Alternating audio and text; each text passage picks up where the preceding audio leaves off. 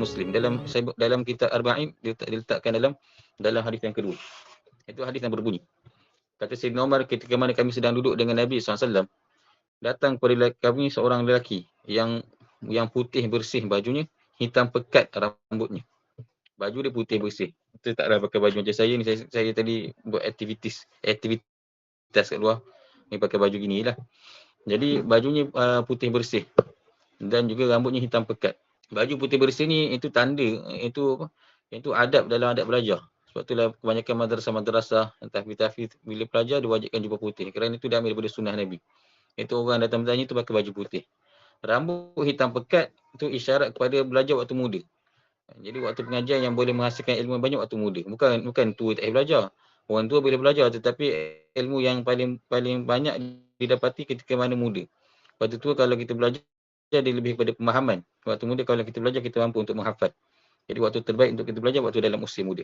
Kemudian lelaki ini datang dalam keadaan tidak dikenali. Orang kampung tak kenal siapa lelaki ini. Dan nak kata dia musafir tak nampak kesan kotor pada bajunya.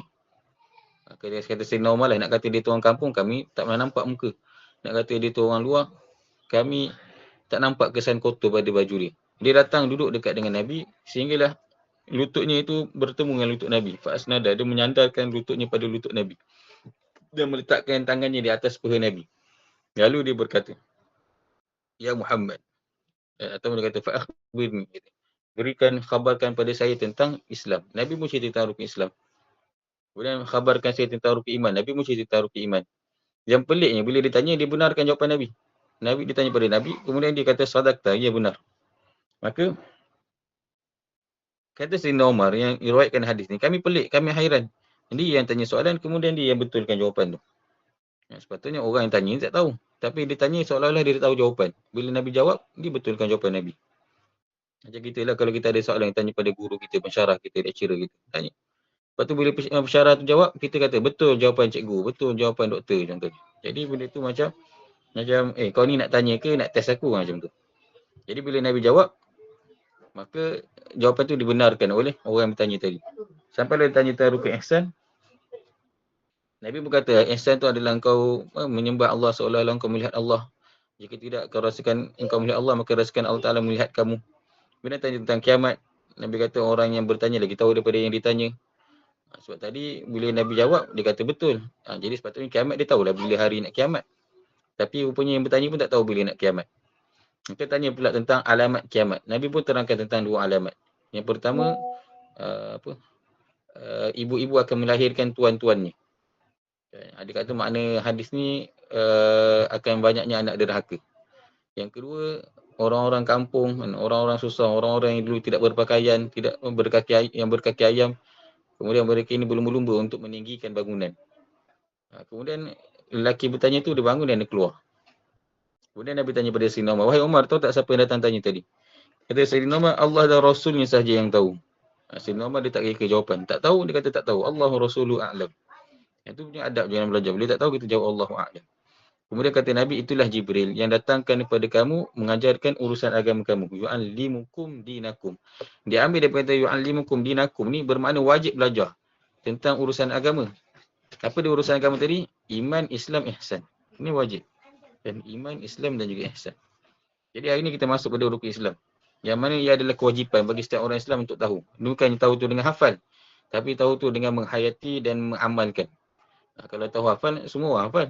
Wujud, qidam, baqa'. Tapi mengamalkan, mengetahui dalilnya dan mengamalkan. Itu dikatakan sebagai iman dan juga Islam. Baik. Al-Islam, arkan. Arkanul Islam. Arkan maksudnya tiang. Diambil daripada kata rukun. Maksudnya janibu syai' al-aqwa. Sesuatu yang kuat, yang kukuh. Yang berada di hujung-hujung. Kerana biasa rukun ni tiang dudukkan hujung-hujung. Oleh binaan dibuat di atas dia. Istilahan ibaratun an bahya la tatahaqqaqu illa bihi. Dari segi syarak, dari segi istilah, rukun ni maksudnya juzuk daripada sesuatu. Tu bagus bukan. Juzuk daripada sesuatu yang tidak akan ternyata juzuk itu melainkan dengannya. Juzuk sesuatu. Kalau kita kata rukun Islam, Islam tidak akan tertegak melainkan dengan ada juzuk-juzuk di bawah dia. Melainkan dengan ada juzuk-juzuk di bawahnya. Okey, baik. Sambung lagi. Al-Islamu, apa ta'rif Islam? Islam lughatan al-istislam wal inqiyad. Al-istislam wal inqiyad, terima dan patuh. Kan istislam tu terima, al-inqiyad tu patuh. Istilahan al-inqiyadu lil ahkam syar'iyyah. Itu patuh kepada hukum-hukum syarak. Al-inqiyad lil ahkam syar'iyyah, patuh kepada hukum-hukum syarak. Kemudian untuk masuk dalam Islam dia ada syarat dia. Kan? Ada dalam bait syair. Kalau dia kitab Nailul Rajak tu ada dalam bait syair di bawah tu tentang syarat Islam. Syarat Islam ada 6 perkara.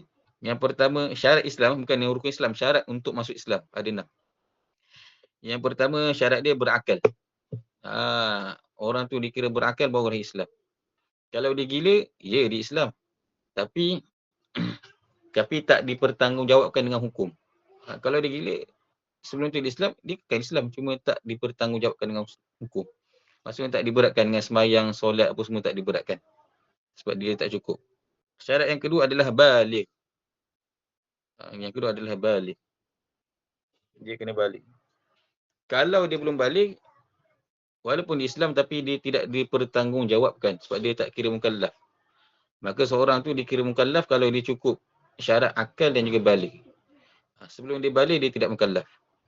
Lepas dia baligh, cukup umur, nanti ada dalam fasal baligh nanti barulah dikira mukallaf, barulah dia diberatkan dengan hukum. Berakal pun sama. Kalau dia hilang akal, dia gila, maka dia tidak mukallaf. Tapi kalau dia cukup 2 syarat ni, maka dia mukallaf, wajib ke atasnya segala hukum-hukum dalam Islam. Tak boleh dia kata, saya nak ikut cara saya. Tidak ada paksaan dalam agama. Tidak ada paksaan dalam agama tu, la ikraha fiddin. Kalau orang luar masuk Islam, tak boleh dipaksa. Tapi kalau orang Islam, terpaksa ikut. Mesti kena ikut, tutup aurat, apa semua. Baik, syarat yang ketiga, adamul ikrah. Tiada paksaan. Adamul ikrah, tiada paksaan. Maksudnya dia masuk tu dengan sukarela dia. Adamul ikrah, tanpa ada paksaan. Ikhtiar atau kita kata ikhtiar dengan pilihan yang kehendaknya. Syarat yang keempat adalah menuturkan syahadah. Penutuku bi syahadatain. Syarat yang keempat menuturkan syahadah. Minta maaf lah ramai budak-budak dalam rumah.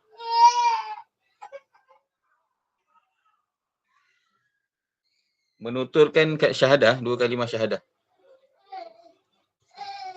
Baik. Saya letakkan baju.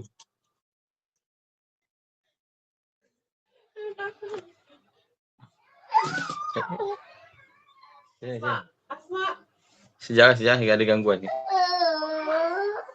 Dah tak ke baju dah.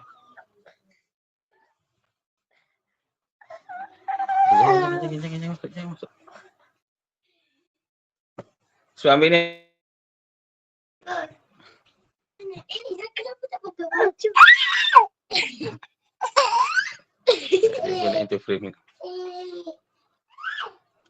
Syarat yang keempat menuturkan syahadah. 2 kalimah syahadah. Ini untuk orang bukan Islam. Syarat untuk orang bukan Islam, kalau nak masuk Islam dia kena ucapkan 2 kalimah syahadah. Dia sebut dalam Sahih Zubat, syurutul islami bil ishtibahi, kan? Syurutul islami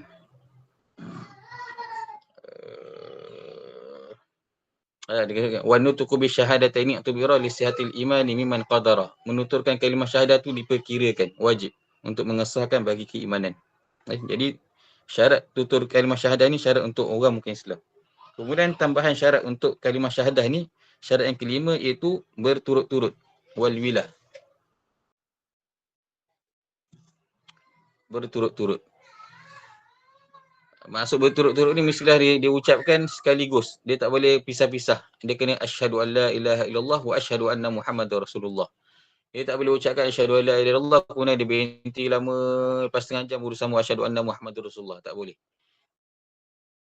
Selangi di antara kalimah asyhadu an la ilaha illallah dengan kalimah asyhadu anna Muhammadar Rasulullah.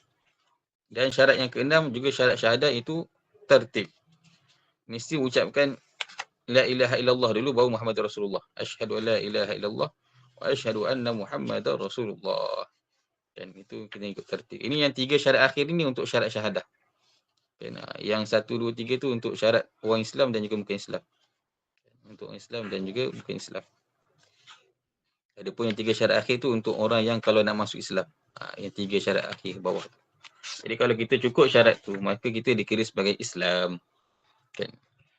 Sebab apa kita kata yang 3 syarat akhir tu untuk orang bukan Islam? Sebab orang Islam yang lahir Islam, dia tak perlu ucap syahadah. Kan? Kita kalau kita lahir Islam, walaupun dia tak mengucap syahadah sampai mati, dia tak Islam. Makna lahir Islam ni dia lahir daripada baka Islam. Mak ayah dia Islam. Maka dikira anak tu Islam walaupun dia tak mengucapkan syahadah sampai dia mati. Tapi taklah tergamak macam tu sebab kita setiap masa kita akan ucap syahadah. Kan waktu azan, waktu iqamah, waktu tahiyat kita akan ucap syahadah. Tapi kalau lah misal kata ada orang yang dia tak ucap syahadah sampai mati tapi mak ayah dia Islam, apa hukum ni? Hukum Islam. Sebab dia lahir Islam. Demikian juga anak pungut, anak kutip yang kita jumpa dekat negara Islam, pun negeri Islam. Jumpa anak, contoh ada orang buang anak letak kat depan surau, wa'alaikumsalam, assalamualaikum. Dia buang anak kat depan surau. Kita ambil anak tu, apa hukum anak ni? Islam. Anak yang kita jumpa pada negara Islam pun negeri Islam juga. Tapi janganlah sampai tak mengucap syahadah langsung, kata syahadah tu tak sembahyang lah tu. Ada baru ni orang buat tu. Macam mana buat kaji selidik ke soal selidik itulah, tanya pada anak muda, tanya tentang syahadah. Yang syahadah tak jawab kan, kesian. Habis. Itu syarat Islam. Jadi ada 6 syarat Islam. Ada 6 syarat Islam. Kan itu macam tu sah. 3 yang awal tu untuk ni. Yang bawah tu untuk syarat syahadah tu sendiri. Dari segi bahasa Islam patuh pada syariat. Atau dari segi syarak ni patuh pada hukum syarak, patuh pada syariat. Dari segi bahasa Islam adalah menerima dan patuh. Dari segi syarak patuh pada hukum-hukum syarak. Kita ambil pada yang pertama. Syahadatu an la ilaha illallah wa anna Muhammadar Rasulullah. Rukun Islam pertama adalah syahadah, bersaksi bahawa tiada Tuhan selain Allah dan Nabi Muhammad itu adalah pesuruh Allah. Yang dikatakan bersaksi dekat sini adalah at-tayaqqun. At-tayaqqun. Itu yakin dan juga yakin berserta i'tiqad. Yakin dan percaya dalam hati. Itu syahadah. Biasa kita terjemah syahadah ni aku naik saksi, aku naik saksi. Tapi yang sebenarnya syahadah itu adalah yakin dan percaya dalam hati. At-tayaqqun wal i'tiqad.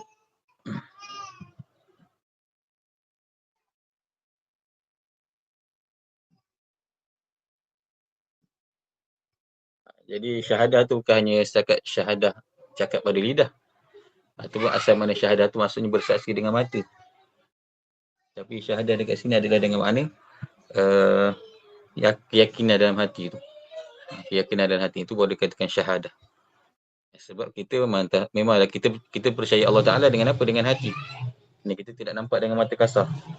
Kita percaya dalam hati. Yang percaya dalam hati tu dikatakan sebagai yakin dan juga i'tiqad. Baik. Bahawa tiada Tuhan selain Allah. Wa anna Muhammadar Rasulullah dan Nabi Muhammad itu adalah pesuruh Allah. Ini kita akan bahaskan kalimah Rasul pada tajuk dia nanti insya-Allah. Pada dua lafaz ni syahadah ni ada 50 akidah. Ada 50 akidah. Kalau kita baca dari kitab Risalah Misbahul Munir dalam Aqidatul Awam, dia kata ada 50 akidah. Macam mana ada 50 akidah pula? Ada 50 kepercayaan.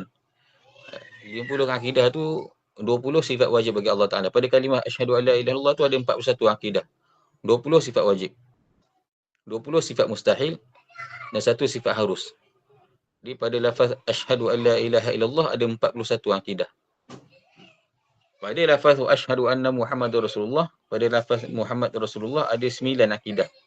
4 sifat wajib bagi Nabi, 4 sifat yang mustahil dan 1 sifat harus bagi Nabi. Boleh pilih bagus. 1 sifat harus. Itu pada lafaz asyhadu an la ilaha illallah. Pada lafaz pada Nabi, pada lafaz Rasul, 4 sifat wajib bagi Rasul, 4 sifat mustahil dan 1 sifat harus.